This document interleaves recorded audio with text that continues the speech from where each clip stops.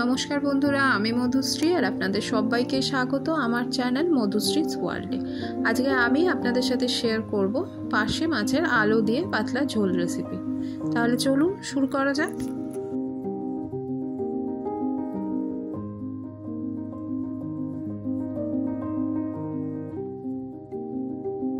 প্রথমেই আমি মাছগুলোতে লবণ আর হলুদ মাখিয়ে নিয়েছি ভালোভাবে।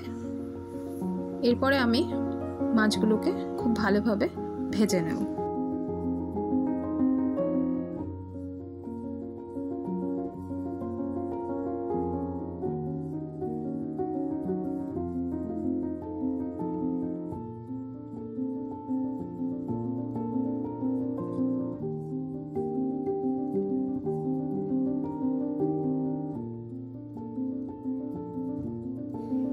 একটা সাইড খুব ভালো মতন ভাজা হয়ে গেছে, আর একটা সাইডও আমি খুব ভালোভাবে ভেজে নেব।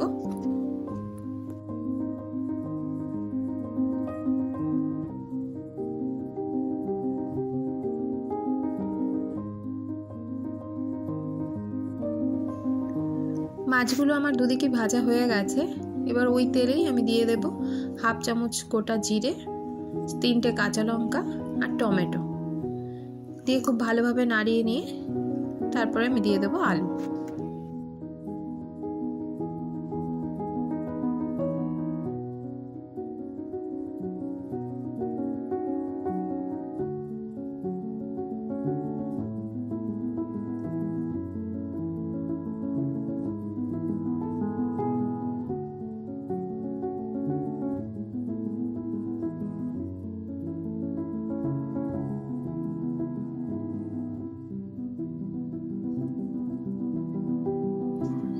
এখানে আলুগুলো দেওয়ার পরে আমি খুব সামান্য একটু লবণ দিয়ে আলুগুলোকে ভেজে নেব।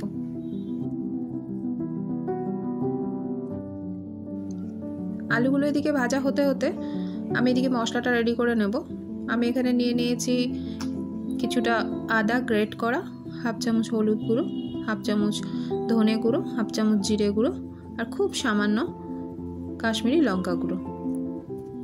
এইগুলোতে আমি জল দিয়ে মিশিয়ে সাইডে রেখে দেব।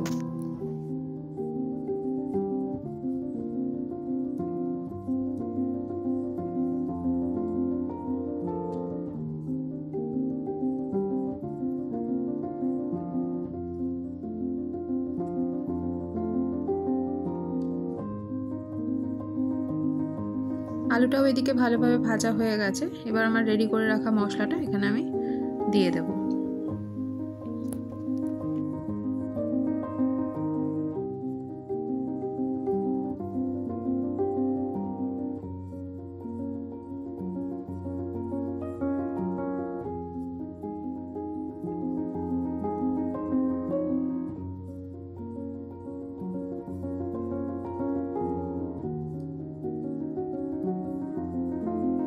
মশলাটা একটু কষিয়ে নিয়ে এখানে আমি দিয়ে দিচ্ছি 1 চামচ লবণ আর খুব সামান্য চিনি টেস্টটাকে ব্যালেন্স করার জন্য। দিয়ে আবারও মশলাটাকে খুব ভালোভাবে কষিয়ে নেব। তারপর মশলা থেকে যখন তেলটা ছাড়তে শুরু করে দেবে তখন আমি এখানে ঝোলের জন্য জল অ্যাড করে দেবো।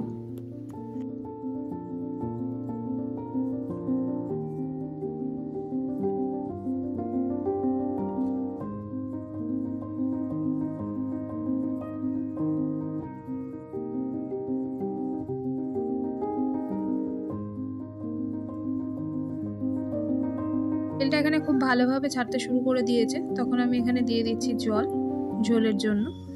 আপনাদের যার যেরকম ঝোলের প্রয়োজন আপনারা সেই মতন এখানে জলটা অ্যাড করবেন।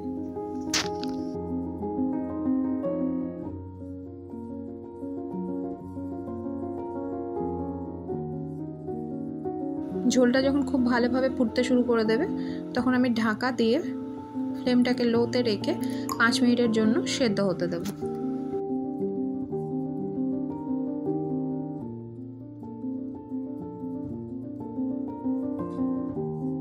5 মিনিট এখানে হয়ে গেছে। আমি ঢাকাটা তুলে একটু দেখে নিলাম সেদ্ধটা কেমন হয়েছে। তারপরেই আমি দিয়ে দেব ভেজে রাখা মাছগুলো দিয়েও আরও কিছুক্ষণ আমি ফুটিয়ে নেব।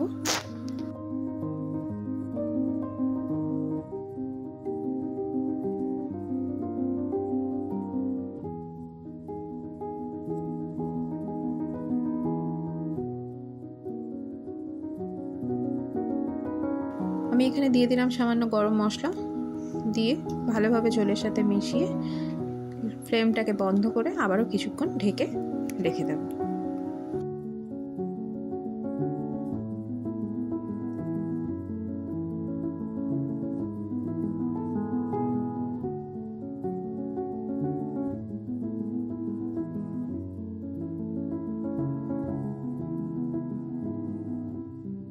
আজকের রান্না পার্শে মাছের আলু দিয়ে পাতলা ঝোল আমার এখানে একদম রেডি। আজকের এই রেসিপিটা আপনাদের কেমন লাগলো অবশ্যই জানাবেন। যদি ভালো লাগে একটা লাইক করবেন, একটা কমেন্ট করবেন, একটা শেয়ার করবেন। আর আমার চ্যানেলে নতুন হয়ে থাকলে চ্যানেলটা সাবস্ক্রাইব করার অনুরোধ রইল। সবাই ভালো থাকবেন, টাটা।